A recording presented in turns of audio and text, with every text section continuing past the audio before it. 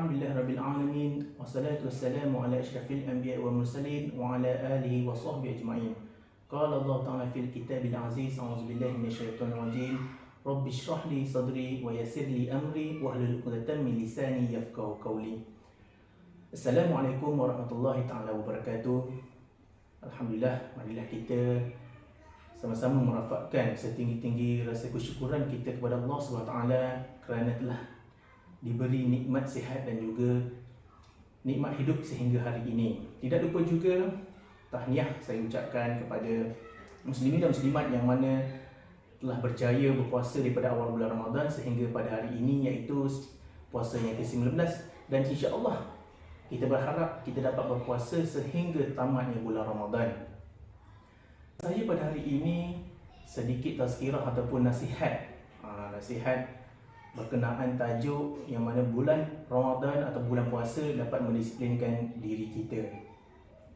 Sebelum kita pergi lebih jauh, mari kita tengok kepada maksud berpuasa itu sendiri, iaitu puasa ialah menahan lapar dan dahaga dan juga daripada perkara-perkara yang membatalkan puasa sehingga daripada terbitnya fajar sehingga terbenamnya matahari.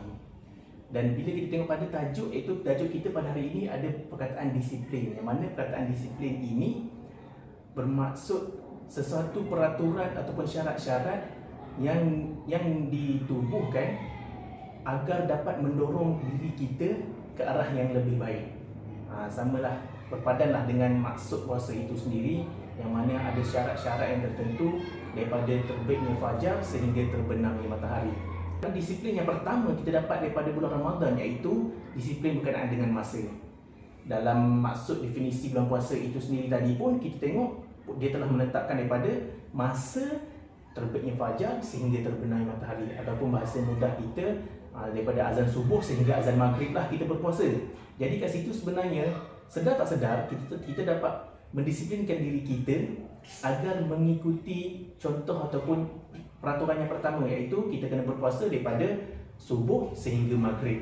Kat situ sebenarnya kita dapat mendisiplinkan diri, yang mana sebelum ini mungkin kalau kita solat subuh tu ada orang bangun mungkin selepas subuh, ada orang bangun sebelum subuh, dan silap-silap boleh terlajak sehingga pukul 6.30 pagi. Tapi di mana pada bulan Ramadan ini kita dapat mendisiplinkan diri kita, iaitu kita kena bangun sebelum subuh. Kerana apa? Kerana kita nak dapatkan buat sunat untuk bersahur. Ada orang lebih awal bangun pukul 4 pagi, dia dapat pula cakap kalau dah bangun pagi kan, solat sunat tahajud dan sebagainya.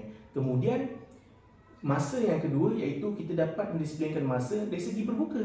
Kita nak dapat kejar. Okey, mungkin sebelum ni kita lihat kita makan sebelum pukul 6 petang, sebelum pukul 7 petang kita dah makan. Dan kemudian malam kita tak makan. Tapi di dalam bulan puasa ini kita disiplinkan diri kita, kita tetapkan diri kita, okey, aku kena berpuasa, aku kena buka puasa pada waktu maghrib. Jadi waktu maghrib tu kita kena awalkan buka puasa. Kita dapat disiplinkan diri kita, setiap kali waktu maghrib kita berbuka, kita makan. Kat situ sebenarnya sedar tak sedar kita dah disiplinkan diri kita selama 30 hari. Biarpun 30 hari, silap-silap nanti kita boleh istiqamah sehingga bulan-bulan yang lain. Kita bangun pagi dan kita pun makan sebelum lewat malam. Okey, itu yang pertama, itu kita dapat disiplinkan diri kita dari segi masa. Yang kedua, iaitu kita dapat mendisiplinkan diri kita dalam mengamalkan ibadah. Okey, saya tak nafikan sebelum ni mungkin orang cakap, alah sebelum bulan puasa pun aku dah beribadah. Sebelum bulan puasa pun aku dah melakukan ibadah sedemikian macam ni. Okey, tapi dalam bulan puasa ni kita katakan sesuatu perkara yang kita buat itu konsisten. Maksud kita dapat disiplinkan diri kita. Yang pertama kita tengok iaitu amal ibadah, solat tarawih. Solat tarawih yang mana 30 hari kita buat terus, kita buat secara konsisten dan istiqamah. Okey, nampak kan? Kemudian kita tadarus. Okey, mungkin sebelum ni orang cakap, okey, saya dah baca Quran sebelum ni. Saya sebelum ni pun dah baca Quran. Ya, alhamdulillah, bagus. Tapi dalam bulan puasa ni, bila kita diadakan satu grup, satu kumpulan, kita bertadarus bersama-sama, itu sebenarnya kita dapat mendisiplinkan diri kita untuk terus membaca Al-Quran. Dan kemudian banyaklah perkara amal ibadah yang lain yang banyak yang tidak saya senaraikan, tapi sebenarnya banyak yang tuan dan puan-puan boleh lakukan. Okey, kemudian perkara yang ketiga yang kita dapat disiplinkan, iaitu disiplin menjaga kesihatan. Kalau kita sedar tak sedar, sebenarnya kita bila sahaja sebut sahaja bulan Ramadan, kita mesti fikir buah kurma. Itu dari segi makanan lah, buah kurma. Dan tak sedar juga sebenarnya dalam buah kurma itu kita telah memakan makanan yang sihat. Dan seterusnya, sebenarnya kita berpuasa, kita telah, orang cakap, dapat relaxkan kita punya penghadaman perut. Kemudian kita makan.